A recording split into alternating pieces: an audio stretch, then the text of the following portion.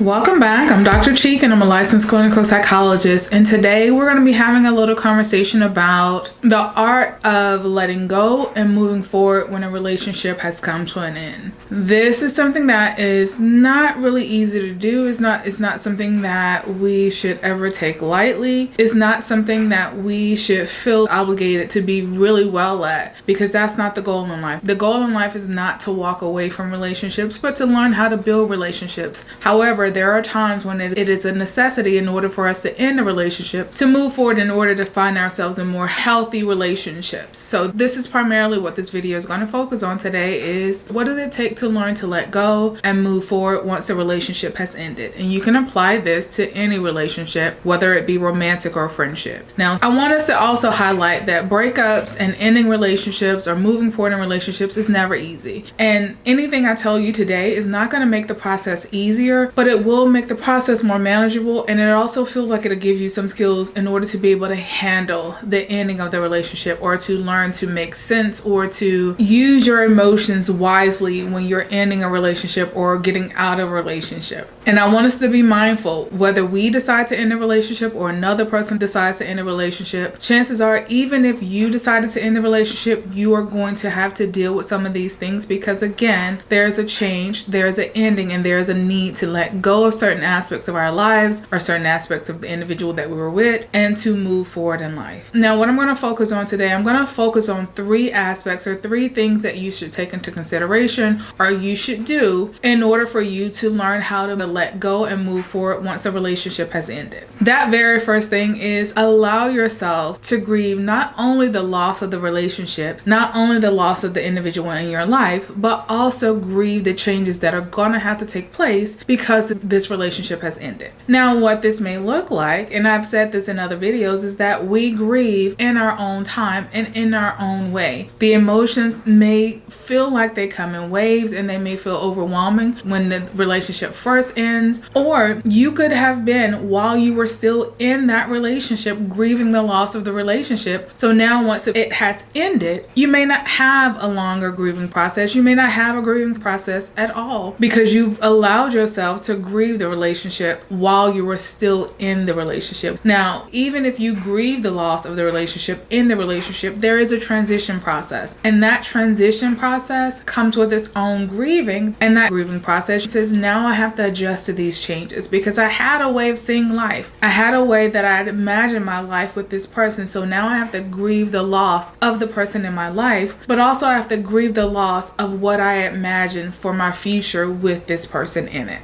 And this type of grief may be somewhat harder, because unlike grief associated with death, this person still exists. So because this person still exists, we sometimes have this false sense of attachment, or this false sense of connection, or this false sense of access to this person that may not be there. Because this person still exists on this earth, we still feel like to some extent we may have access to that person, when in actuality you do not have access to this person, and you still have to grieve them as if they no longer existed on this earthly plane, because although they still exist, they no longer exist in relationship to how you want to have them or see them in your life. So that's the part you have to grieve, and you have to grieve it with the understanding that this person still physically exists. But I still have to let go of having access to them. I still have to let go of knowing what's going to happen with them, knowing what their future is, knowing who they're with, what they're doing on a day-to-day basis. That I have to let go of. And another aspect of the grieving process that we don't necessarily take into consideration is that when you are grieving, there are some anniversary days. There are some times throughout the year that are very special to you. So if you're in the process of ending a relationship, or if you ended a relationship, know that probably over that next year, or depending on how long you were together, over the next several years, there may be days that were special to the both of you, that grief or those emotions feel stronger. And when those special days come around, there may be this desire or urge to reach out to try to rekindle the relationship. And this happens for all of us.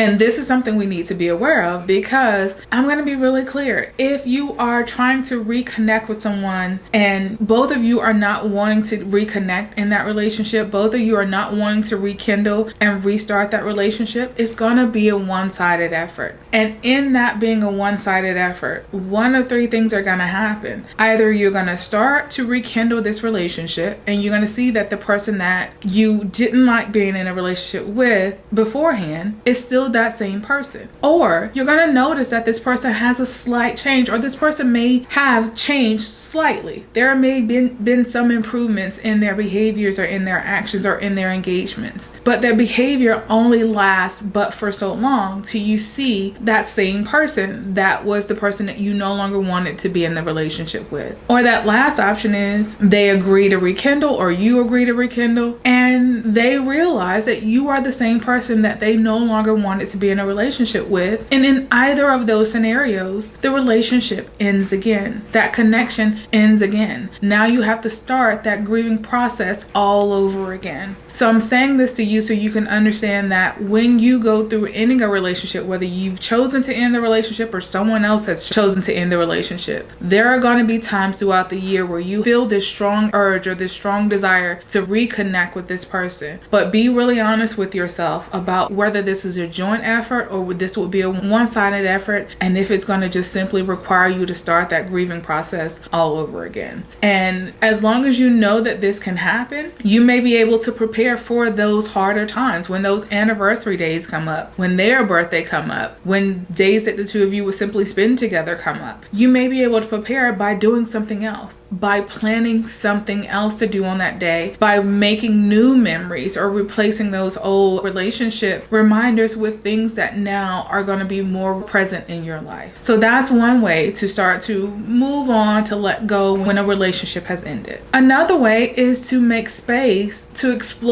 your emotions, your behaviors, your actions, both inside the relationship and outside of the relationship. I want to take the outside of the relationship first. So when we end a relationship, we seem to think that there is this way that we're supposed to feel after ending a relationship. There is no way that you're supposed to feel. There is no you have to feel sadness. There is no you have to feel anger. There is no way that you're supposed to feel. But do examine how you feel, because sometimes we get caught up in this idea of how we're supposed to feel, and because we're not feeling that, we feel like something is wrong, or we feel like we shouldn't have ended the relationship. Because I don't feel any sadness, then maybe I should still be in this relationship. Or because I'm feeling angry or I'm feeling drawn to this person, then maybe I shouldn't have ended this relationship, or maybe this relationship should have ended years ago. We have these preconceived ideas about how we're feeling, but we never take the time or the space to examine how we're truly feeling. So how are you feeling now that this relationship ended? Are you feeling relieved? Are you feeling excited? Are you feeling some level of curiosity? Are you feeling sadness? Are you feeling down? Are you feeling depressed? Are you feeling upset? Are you feeling disappointed and disgusted about the fact that this relationship has ended? How are you truly feeling? And if it's the former, if it's the elated, the excited, the curious, the relieved, allow yourself to feel that as well, because that may be truly how you feel, and honor how you're feeling, and then explore that a little bit as to why you felt relief. Explore why you feel some level of curiosity. The curiosity may be related to being able to get out and see what else is out there. The curiosity may be related to knowing that this relationship has ended. So what is in store for me now? What do I have the opportunities or the space to do now? Explore your thoughts and your feelings as the relationship ends, and try to make space for all of them, not just for the ones that we feel like we're supposed to have. And also, when we get out of these relationships, sometimes we become saints. We become the person that has never done anything wrong. We become the person that never contributed any negativity to the relationship. Everything we did was on par and was to better the relationship, and I've never done anything wrong. Take time to think about, like, who were you in that relationship? How did you behave in that relationship? How were you emotionally connected to that relationship? What are some things that you saw within yourself that may have been problematic? What were some things that you saw about who your partner was that maybe didn't lend well to you being receptive to certain things that they did? Maybe you were disconnected in certain ways when you needed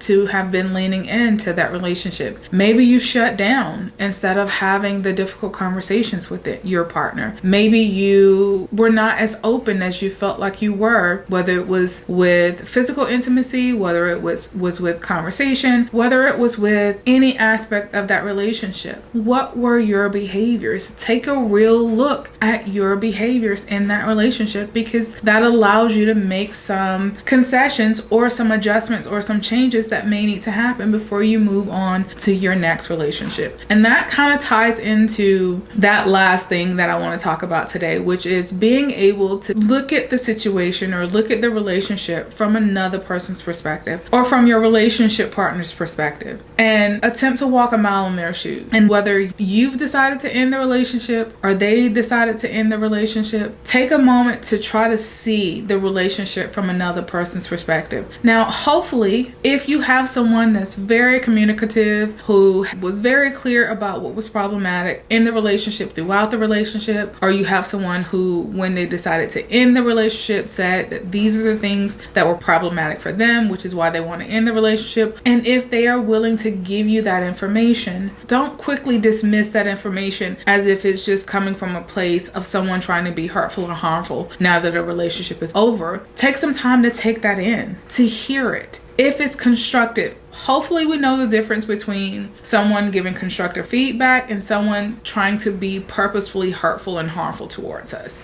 Constructive feedback is normally focused on things that you could improve, as opposed to purposefully being harmful or hurtful as someone maybe name calling or trying to be demeaning of you in some way. And it's not really something that can improve. It's just someone trying to tell you that there are aspects of you that just aren't worthy of a relationship. Those aren't things that we need to examine. Those are things that we need to highlight for ourselves as to, this is something we don't want from a relationship partner moving forward. But if you've gotten some constructive feedback from your partner either throughout the relationship, as the relationship was ending, take a step back and hear that input and see how, if you were on the receiving end of those behaviors or those words or those actions, how would you respond to it? If you were on the receiving end of some of these things that you were giving to your partner or your partner would commonly say was a concern for them, how would you feel being on the receiving end of those concerns that they have addressed? Do not be dismissive. Be willing to make space for that information. Be willing to take that in. Be willing to hear from another person's perspective, maybe where you can make some improvements. So I don't have to take all of the accountability for the ending of this relationship, but I do need to be accountable for my behaviors and for the role I played in this relationship or the problems that were present in this relationship. Make space for that perspective, because it may be some useful information that you gain from being able to hear from another person's perspective how you're viewed in a relationship or how they see you in a relationship. And that may be useful for you moving forward in other relationships if you're willing to hear that from your previous relationship partner, and it's something that's constructive, it's something that you can build upon and actually make improvements if it's something you want to change or improve. Now, I've talked about these three aspects today. And now, does that mean if you do all of these three things that you will walk away from your next relationship like a boss? Probably not.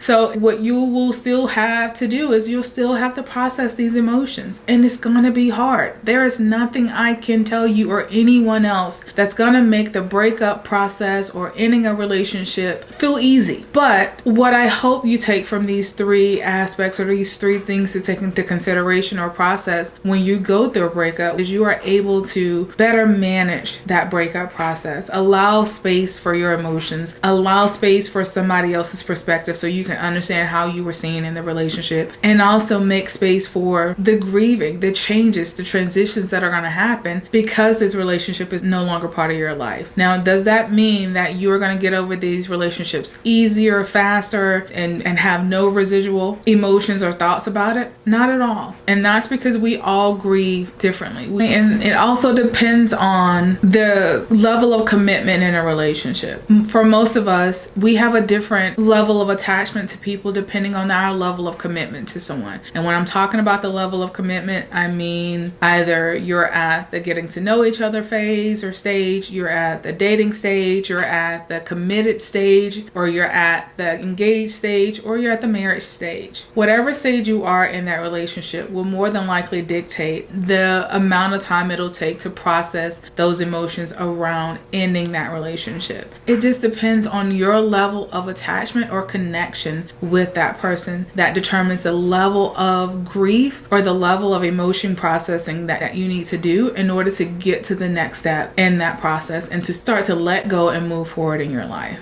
So what I hope you take from today's video is this. Ending a relationship is never going to be easy. It's always going to be a process. There are things that you need to take in consideration, such as grieving the loss of the relationship, learning how to transition to a different way of being in life following the ending of that relationship, allowing space for you to understand who you were in that relationship and how you're feeling now that you're no longer in that relationship, and also being willing to walk a mile in another person's shoes, being able to see things in another person's perspective. Am I telling you this because I want you to be able to learn how to let go and let go easily? No, because the goal in life is not for us to learn how to let go or walk away from relationships. That's not the goal in life. The goal in life is for us to learn how to build and have healthy relationships. But there are times in our lives where we know that the relationship that we may be in or the relationship that may be starting is going to be an unhealthy relationship, and we need to be able to learn the necessary steps in order to let go and move forward instead of getting stuck in that relationship or taking that negativity, those negative thoughts, those negative emotions, those negative behaviors into our next relationship. So this is what I hope you take from this video today, is that you can learn to let go and move forward when a relationship needs to end, but you also can learn how to build healthy relationships with people in your lives and continue to maintain that relationship when you know that you both are willing to continue to maintain that relationship. As always, I hope you take something from this video today that has been helpful, that has been informative. I hope you've learned something from this video today. Please jot down any thoughts, questions, or comments you have below. I thank you for taking the time to listen, and I'll be seeing you again very soon. Thank you.